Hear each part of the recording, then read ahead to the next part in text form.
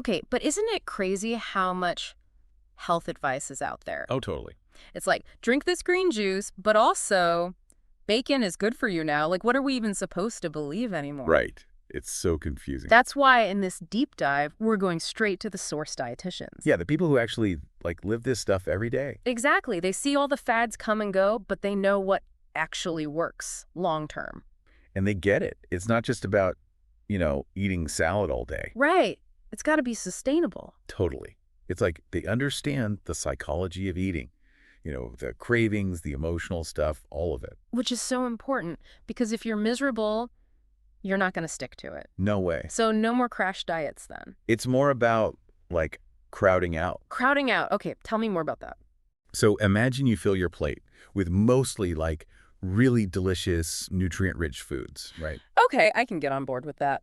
So then there's less room and, honestly, less desire for the not-so-healthy stuff. Not because it's, forbidden or anything. But because you're just naturally satisfied. Exactly. That actually makes so much sense. Like, if I have a giant salad that I actually enjoy, Yeah. I'm way less likely to crave chips afterward because I'm full. Exactly. It's not about deprivation. It's about, abundance. Love that. Abundance, yes. Yeah. Okay, so speaking of feeling good, what's the deal with all the water dietitians seem to swear by? Oh, hydration is key. Yeah. It's, way more important than people realize. Right. We all know we should drink water, but... Yeah, but it affects your energy, your digestion. I mean, even how well your brain works. Yeah. Okay, so it's not just about being thirsty. No, not at all. Yeah. And you know how sometimes you think you're hungry, but you're actually just dehydrated? Yes, all the time. Yeah. So a lot of dietitians recommend drinking a big glass of water before meals. Really? Interesting. Yeah. It helps you feel fuller. So you might not eat as much, which can be really helpful if you're watching your weight. And let's be real. Sometimes we just need that refreshing reset before digging into a meal, Oh, I like that. It's like a little palate cleanser, but for your whole system. Exactly. Okay, now can we talk about cooking? Because home cooking, big topic. Yes. Is it like a requirement to be a chef-level cook to eat healthy? Not at all. It's more about control. When you cook at home, you decide what goes into your food. You're in charge of the ingredients. Exactly. No hidden sugars, no crazy amounts of sodium, that kind of thing. You can make it as healthy as you want. So it's like that saying, if you want something done right, cook it yourself. There you go. Although some of us are not exactly culinary geniuses. Right, but it doesn't have to be complicated. Like one dietitian we talked about, she was saying how she lightens up her favorite recipes. Oh, I like that. Lightens up. How does she do that? Oh, she uses flavorful vinegars and herbs instead of loading up on tons of butter or oil. Smart. So it's about those little swaps. Yeah, and meal prepping. If you're busy, prepping ahead is a game changer. Oh, for sure. Having healthy meals ready to go makes a huge difference. Okay, now the big one, exercise. Ooh, yeah. It always feels like this big, scary thing. What's the dietitian perspective on that? Well, it's interesting because they don't necessarily focus on those intense workouts. Really? It's more about this thing called NEAT. Neat. Yeah, non-exercise activity thermogenesis. Okay, that sounds a lot less intimidating. Tell me more. So basically, it's all those little movements you do throughout the day. Like what?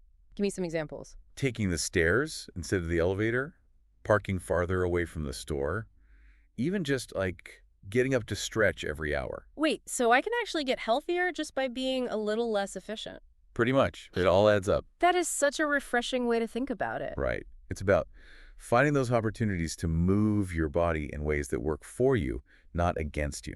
So it's not about dreading the gym. It's about finding ways to move more throughout the day. Exactly. Make it a part of your life, not a chore. Love it. And you know what else I love? A good meal with friends and family. The best. But isn't that dangerous territory when you're trying to be healthy? It can be, but it doesn't have to be. A lot of dietitians actually encourage mindful eating in those situations. Mindful eating? Okay. How so? Well, when you're actually present, engaged in the conversation, enjoying everyone's company, you naturally tend to slow down. You're not just shoveling food in your mouth. Exactly. You actually taste it. Yeah. And you're more aware of when you're full. Which is key, because I know I've been guilty of mindlessly eating my way through a whole bowl of chips while chatting. Oh, totally. Yeah. We've all been there. But when you're actually present, you're less likely to overdo it. Right. You're more in tune with your body. Plus, there's actually research on this, family meals. They've been linked to healthier eating habits overall. Oh, wow. I did not know that. Yeah, especially for kids and teenagers, it seems to make a big difference. Wow. Okay, so we've covered mindful eating, the importance of hydration, how to make home cooking less intimidating, finding joy in movement. And the power of social eating. Right. It's like a whole new way of thinking about health. And we're just getting started. There's so much more to uncover about how dietitians make healthy living feel doable and, dare I say, even enjoyable. Okay, you've definitely piqued my interest. We'll be right back with more after a quick break. All right, so there's something else I've been wondering about this whole intermittent fasting thing. Is it legit or is it just another fad? It's definitely like trendy right now. For sure. So what's the deal? Well, the good news is dietitians aren't saying it's some kind of magic solution. Okay, good, because there are enough of those out there already. Right. But it could be a useful tool, especially for weight management. Interesting. How so? Well, it basically comes down to when you eat. By shortening that window of time when you're actually eating. You naturally end up eating less overall. Exactly. Particularly for people who tend to, like, graze late at night. Oh, that makes sense. So it's less about changing what you eat and more about when you eat it. Yeah, exactly. Yeah. And there are a bunch of different ways to do it. Like one dietitian we were looking at, she does the 16-8 method. Oh, yeah, I've heard of that, but I'm not going to lie, I don't really get how it works. Oh, it's pretty simple. It just means she fasts for 16 hours a day and then has all her meals within an 8-hour window. So she might like skip breakfast, eat lunch at noon, and then have dinner by 8 p.m. Exactly. Or, Yeah. you can adjust the timing to fit your schedule. Right, you got to find what works for you. Okay, that makes a lot more sense now. Yeah, it's all about finding a rhythm that feels sustainable. Okay, cool. Now, let's talk snacking. Because we're constantly told snacking is bad. Right? But is it really? Honestly, it doesn't have to be. It can actually be really helpful, especially if you're, busy and on the go. So it's more about making good snack choices. Exactly. Instead of reaching for, like, a bag of chips when you're starving. Which, guilty. No Yeah. shame. But yeah, think of your snacks as mini meals. Choose things that are going to actually fuel you and keep you satisfied. Okay, so what are some good go-to snacks then? I'm always looking for new ideas. Well, one dietitian we talked to, she loves a handful of nuts. Yeah, nuts are great. Right. They're packed with protein and fiber, so they keep you full.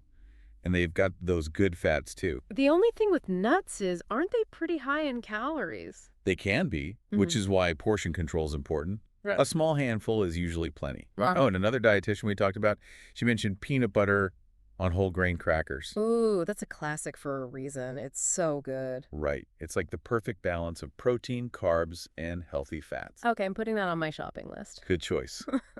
Now, before we move on, I wanted to ask about this idea of adding boosts to your diet. What does that even mean? I know, it sounds kind of vague, right? But basically, it's about actively seeking out foods that are, like, extra nutrient dense. So it's not just about what you shouldn't eat, it's about what you should be eating more of. Yeah. Like one of the dietitians we look at, she eats a little bit of seaweed every day. Seaweeds. Okay, I gotta know more about this. I know it sounds kind of out there, but it's actually really good for you. Okay, I'm listening. Tell me everything. So seaweed has tons of iodine, which is super important for your thyroid. And the thyroid is important for... Everything. Well, almost. It controls your metabolism, your energy levels, even your mood can be affected by your thyroid. Wow, I had no idea it did all that. Right.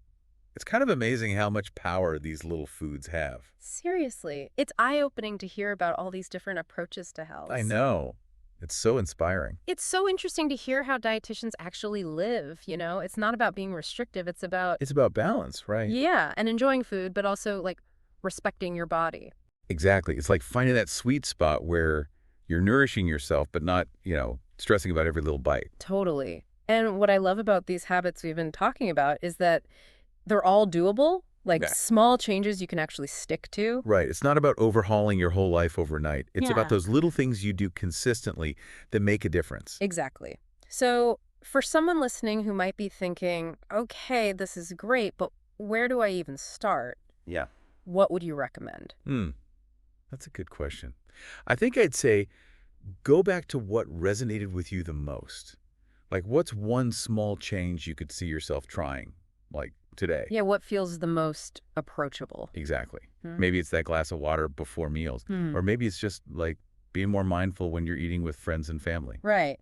Or trying that peanut butter and cracker combo. Exactly. Whatever speaks to you. Yeah. And remember, it's not about being perfect. It's about progress.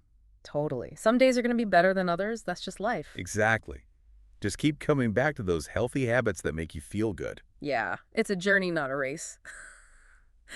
So before we wrap up, I'm curious, for you personally, what's one habit that helps you stay healthy and just feel your best? You know, it might sound kind of basic, but for me, it's mindfulness. Oh, interesting. Tell me more about that. Whether it's like taking a minute to really taste my food or just like going for a walk and appreciating nature. Yeah, being present. Exactly. Those little moments make a huge difference for me, both mentally and physically. I love that. It's a good reminder that health is about so much more than just, the number on the scale. Right. It's about how you feel inside and out.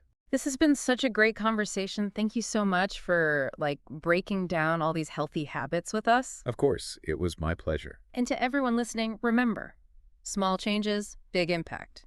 Until next time.